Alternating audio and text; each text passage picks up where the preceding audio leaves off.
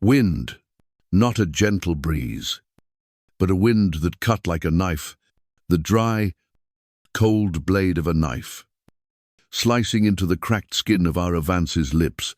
Each passing gust was a fresh scratch, a reminder that she was still alive, but almost dead. 3 days.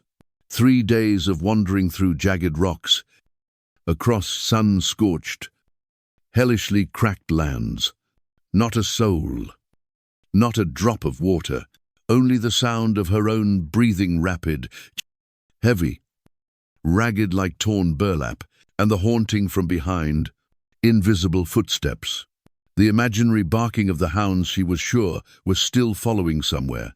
Her mind was hazy, her heart pounding not just from fatigue, but from fear that smoldered like embers under the ashes. She had run, left it all behind. A reckless, stupid decision. But there was no turning back.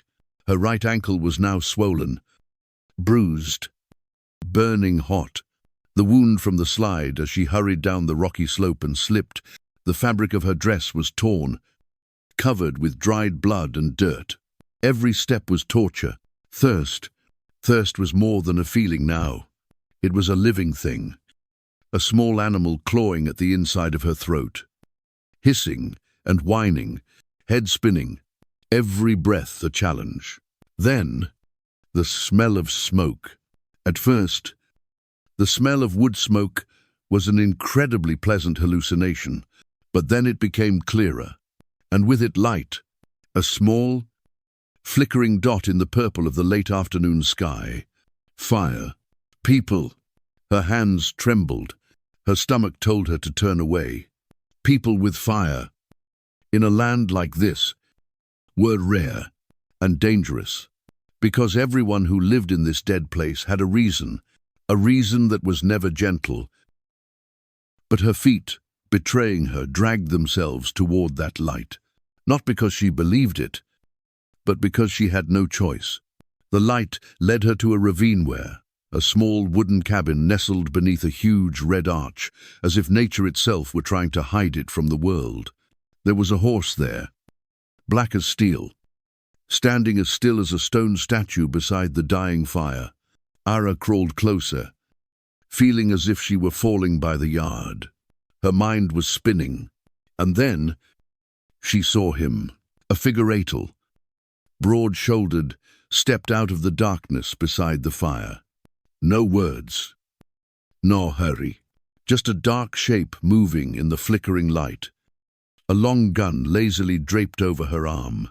She knew it was someone like the ones who had pursued her, a bounty hunter, a wandering gunman, a merciless man. Her heart pounded, her mind screamed, "Run!" But she had no strength left. She fell to her knees hitting the rocky ground, her shoulders slumping. Not because she was begging, just because her body had given up. Dust billowed around her. A tear, a single one, ran down her dirty cheek. Not from weakness, but from frustration. Footsteps crunched on gravel, heavy, slow, sure. She closed her eyes. She waited for the bullet, but nothing. Instead, a voice, hoarse and deep as rocks clashing together, spoke. Not harsh, not soft, just a simple sentence. "You've strayed too far." And the voice held no threat, no judgment, just a mere observation. She opened her eyes. He was closer. His wide-brimmed hat hid most of his face, but the low firelight still showed the deep lines around his eyes. A weather-beaten face. A small object was pushed forward with the toe of a shoe, a dented iron water jug. Water. She looked, then at him, hands shaking as she took it. Cold. Real. She drank too fast, coughed, then drank again, more slowly. He didn't speak, didn't move, just stood there, watching. Then he bent down, looked at her ankle. Before she could react, his rough but gentle hand touched the swelling. Dislocation, or a slight fracture. He said, his voice even, "Can't leave you here?" Oh, no name. No question about how she was hurt. Why she was in the middle of the desert. No gun. No tears. Just something. Bend down. Dip a cloth in water. Start cleaning the wound. She didn't understand. Each of his movements seemed to overturn everything she had prepared herself for. Not cruelty. But care. No threats. But silence. The burning of her skin as he wiped away the old blood. But it was the unexpected kindness that took her breath away. The pain stirred. The loneliness ripped apart. She knew nothing about him, except that he had not abandoned her. His name was Silas Kane, a man who did not ask, did not speakenly act. That night, she lay near the fire in the old blanket he had given her. She could not sleep. Every breath of wind through the crack in the door, every creak of the cabin wood made her startle. But he sat there, cleaning his gun in the firelight. His movements were slow, steady. The firelight reflected off his face, showing the knife-cut lines on his cheekbones. She wondered, who was he?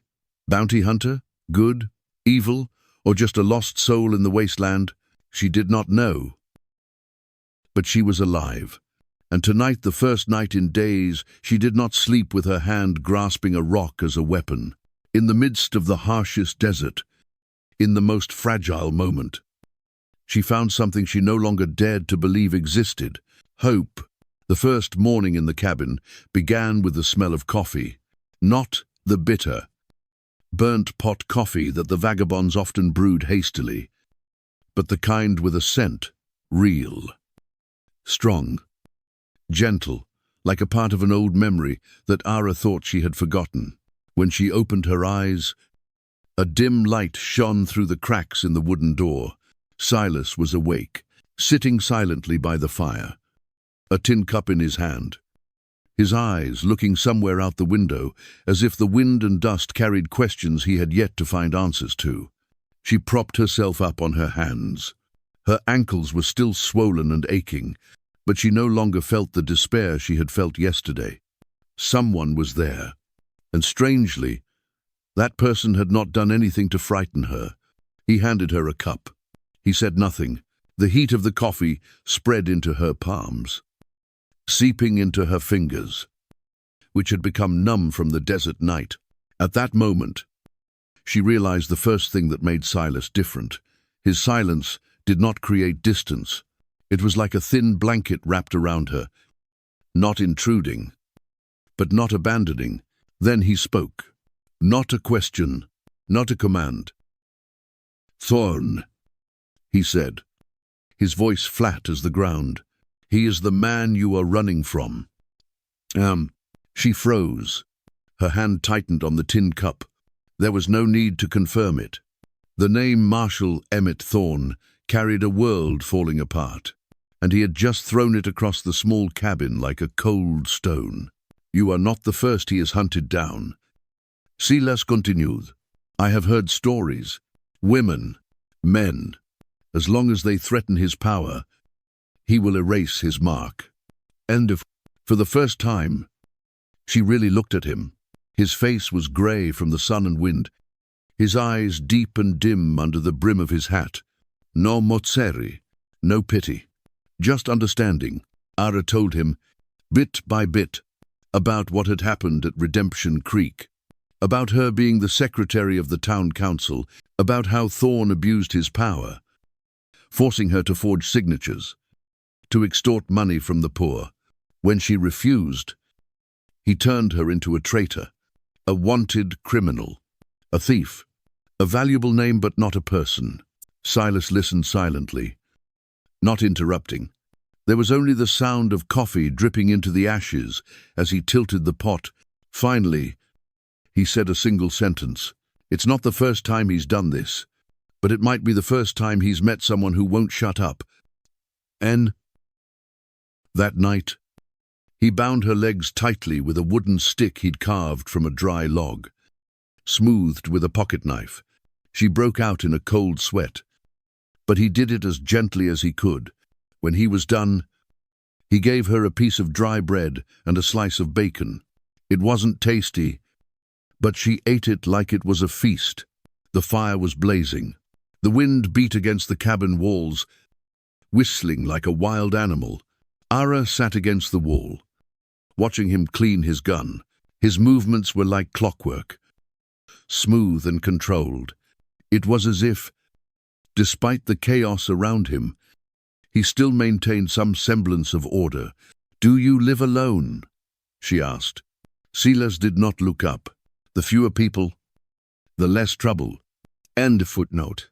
The answer was not harsh, just a truth that had been forged over the years. Ara did not ask further, but in her heart, she had begun to see him differently, not as the shadow she had thought would be the one to kill her on the first night, but as someone carrying his own scars, choosing silence as his companion. The next day, he taught her how to light a fire with flint. Her hands shook. The fire kept going out, but he did not take it away. He just sat next to her, quietly pointing out, "Hit harder. Don't be afraid of the spark. If you are afraid, you will freeze to death before anyone kills you." Together they set rabbit traps. He showed her how to recognize the tiny traces in the sand. A hoof print, a hair. He did not say much, but every word had a purpose. She began to understand Silas taught life, not through books or philosophy, but by placing her hands on the bare truth of the earth. The wind, the blood. At noon, when the sun was blazing, they rested in the shadow of the cliff. He took a small cloth from his pocket, soaked it in water, and placed it on her forehead. Cool, not a word. Ara turned to him slightly. "Why are you helping me?" she asked. He looked at her, longer than usual. Then he said, "Because I know what it feels like to be hunted, to stand where no one believes in you." No one said anything more, but the silence was not uncomfortable. It was a strange kind of connection, like two people standing on opposite sides of a chasm, but facing the same fire. When night fell, she lay near the fire again. The wind howled outside, like a curse echoing from the darkness. But inside the small cabin, she felt warm, not because of the fire, but because of the man sitting guarding in silence. No one knew who they were. No one would believe what they were doing. But to her, Silas was no longer a stranger. He was proof of what the world had made her forget. Kindness doesn't need a reason, it just needs to be chosen. And for the first time, after months of running, she dreamed, not of nightmares, not of gunshots, but of the small laughter of someone who was never there, of a future that was unclear, but possible. Outside, the sand was still blowing. The hounds might still be searching, but in that old wooden cabin, under the glowing fire, an invisible bond had begun to form between a girl with a dangerous secret and a man who didn't ask, didn't catch, didn't kill, just helped. And that, to Ara, was something no one had ever done. The desert shifted as the sun reached its zenith, hammering the ground with a hammering heat. Every step was a negotiation with pain. But Ara was no longer the woman who had collapsed by the fire when she had first met Silas. With a wooden crutch he had cut from an old tree branch, her leg wrapped tightly, Ara followed the horse's shadow, walking slowly but steadily. Silas, as usual, led the way. He said nothing, but his eyes never left hers for long. The chase had begun before they had even left the cabin. Silas had seen the tracks, fresh hoof prints in the sand, the warm end of a cigarette he had picked up from a rock. Thorn had traced the direction they had gone. There was no turning back. He did not tell Ara right away. He only picked up the pace, leading her through steep ravines, trails known only to wild animals. They walked at night, hiding in the shadows of the rocks during the day. She learned to be quiet, to listen to the wind, to watch the birds, to distinguish the distant roar of wild beasts from the familiar hooves of pursuers. What had once been an instinct for survival had become a will. Silas was no longer just a guide. He was a fulcrum, someone she followed without asking why. Once, when stopping to get water from a dry well, Silas looked her straight in the eye and said, as if it were an order, "If I say run, don't turn back." And she nodded. By the time they reached Devil's Teeth, a dark, treacherous maze of jagged rocks, the sun was beginning to set. It was the last place to take time. She realized this when she saw him check his old dynamite bag, pulling out sticks of dynamite and coils of fuse with calloused fingers. "This used to be a quarry," he said. "There's a crevice that leads up. Narrow. Just enough for one person. You go that way. Bring water. Food." And this, he thrust into her hand, the old pistol he had shown her, how to load and pull the trigger. Not to shoot them, to survive. "And you?" Her voice trembled slightly, but it was still firmer than she thought. "I'll hold them off." You can't. No one asked me to." He gave her a final look, a look that stripped away all resistance. "I choose." And there was a thick silence. The wind blew through the crevices, howling like the howls of time. Then he bent down, packed up the sticks of dynamite, inserted the wires into the crevices, and cast one last glance toward the narrow passage. "Go." Ara said nothing more. She turned, tightened her grip on the pistol, and stepped into the darkness. The passage was so narrow that her shoulders scraped against the rough rock. Her hands were scratched. Her feet stumbled. Each step was a memory. A second closer to freedom, but farther from the man behind her. Images flashed through her mind. Silas cleaning her wound for the first time. Silas lighting a fire with 2 old stones. Silas listening silently as she told him about the betrayal at Redemption Creek. And when he said, "Not all men with guns are bad men," and the distant sound of hooves, screams, men calling to each other, like waves rising in layers. She crawled up the steep slope, her knees bleeding. Sweat soaked her back, not daring to stop, not daring to think. Then, an explosion. The ground shook. A shock wave kicked up a thin layer of dust in the crevices. She fell face down, her ears ringing. A few seconds later, another explosion, louder, echoed through the stone walls like thunder. Rockfall. Screams. Horses whinnied. Ara covered her ears. Tears, streaming uncontrollably. Silas had done what he said. He had lit the fuse. She struggled to her feet. Her eyes were blurry. Her throat was tight. But her steps did not stop. She had to live. She had to go. She had to carry the reason he had chosen to stay. The truth. When she reached the top of the canyon, she looked down and saw only smoke. No people, no cabin. Just an eerie silence that hung over the cliff as if no one had ever been there. She turned away, walked on. The wind blew her cloak, in her hand. Silas's gun was still warm, as if it held a part of his life. In her heart, a thought rang like a bell. Silas didn't bring salvation. He didn't promise anything. He didn't act like a hero. But that's what made him change everything. Not everyone who carries a gun is bad, and not everyone who doesn't carry a gun is good.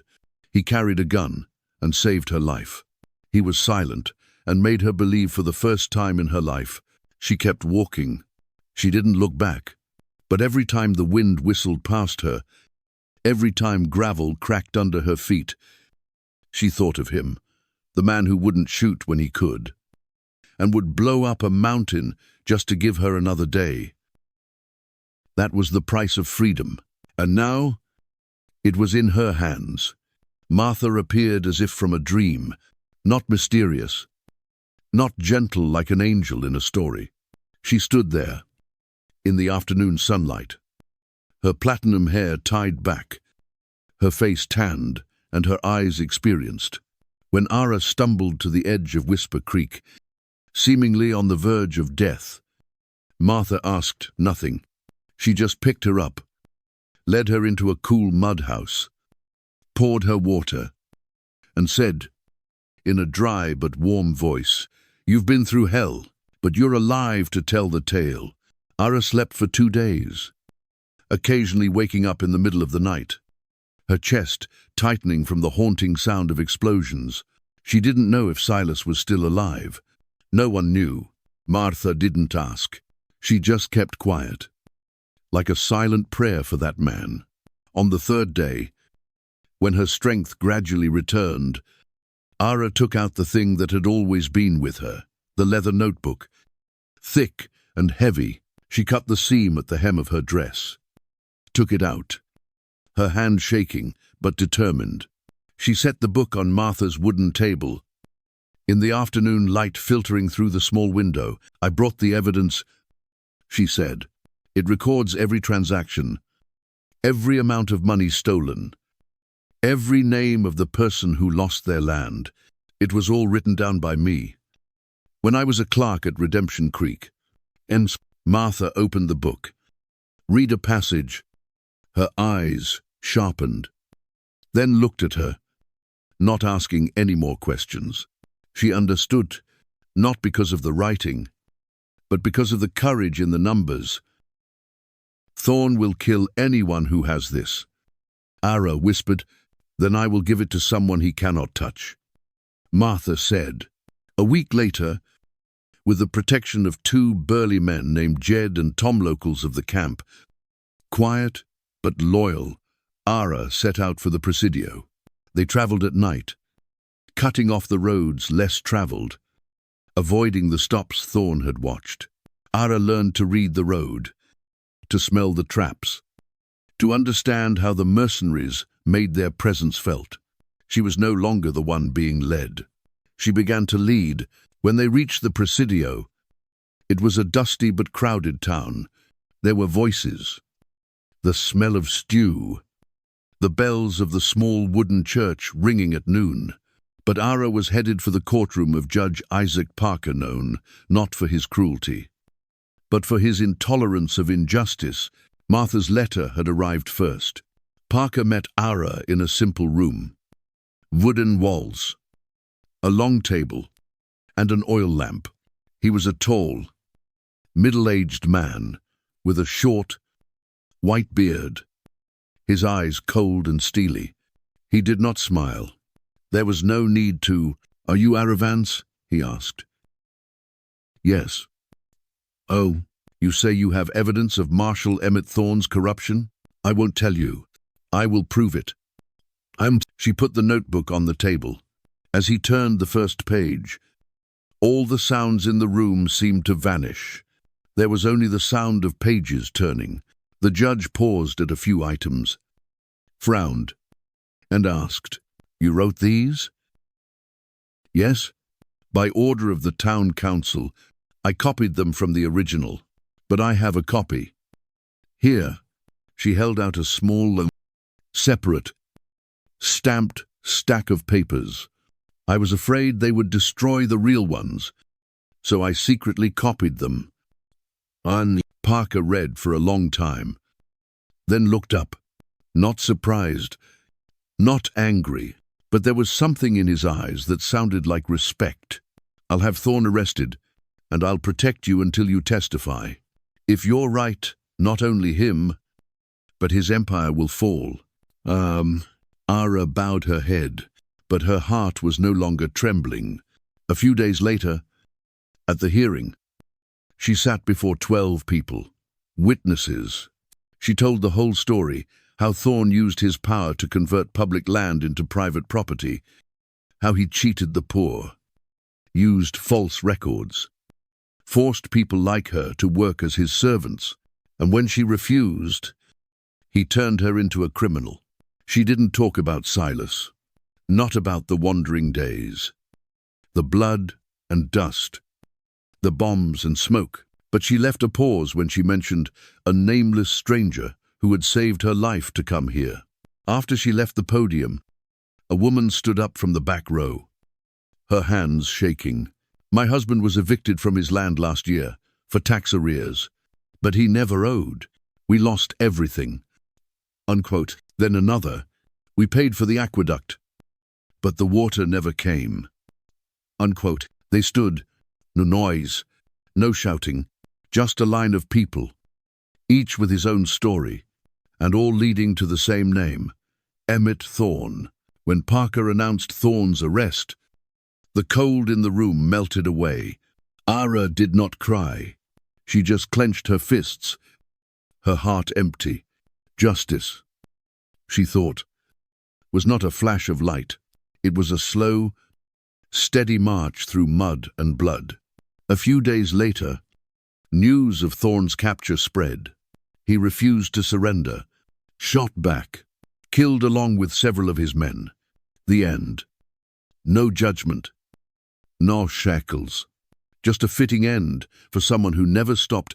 Ara was not happy, but she was relieved. With him dead, the lies lost their grip, but she did not return to Redemption Creek.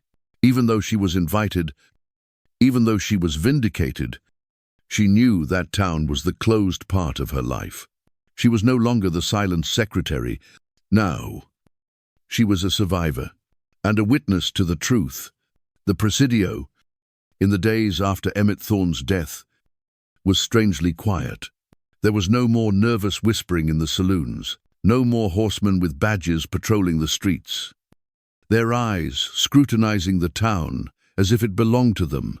The wind still blew through the old wooden roofs, but now it carried the scent of endings and beginnings. Ara lived those days as if she had just emerged from a long coma. Judge Parker kept his word, leaving her in charge of the book and the depositions after the formalities were completed. She was no longer under surveillance, no longer in hiding. Her name was struck from the wanted list, plastered across the border post offices. Redemption Creek sent her a letter inviting her to take up her old position, even a higher position on the town council, as a belated gesture of repentance, but Ara did not respond. She spent most of her time in a small room south of the Presidio, a room overlooking the trail running west. Every morning, she sat by the narrow window, watching the sun rise from behind the red mountains, each time a different color: pale yellow, burning orange, pale blue, deep red.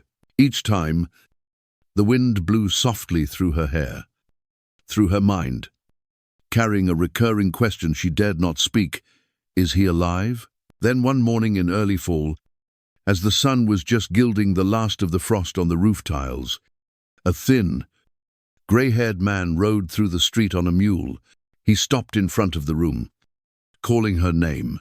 When Ara stepped out, he held out a small object wrapped in soft leather, a rough but delicate piece of wood, the shape of a small Berda rock sparrow, the kind that survives even in desert winters.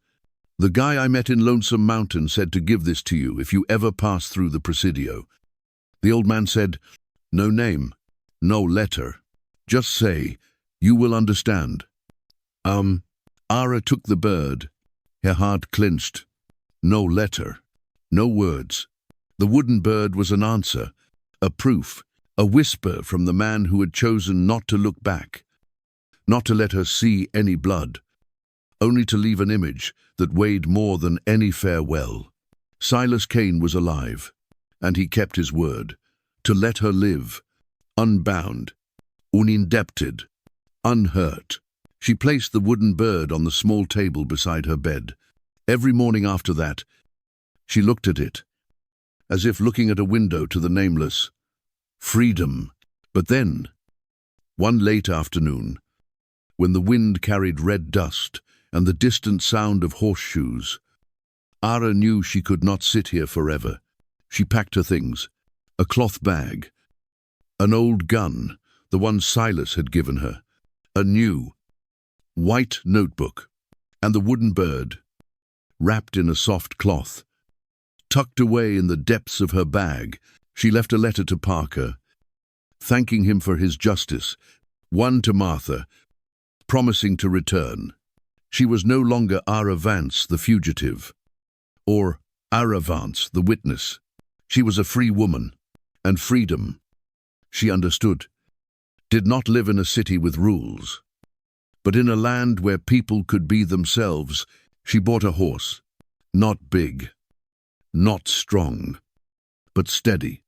The wind played through her hands as she mounted. The Western Trail had no name, no destination, but she did not care about the destination. She only knew she was on the road. That dawn had been especially bright.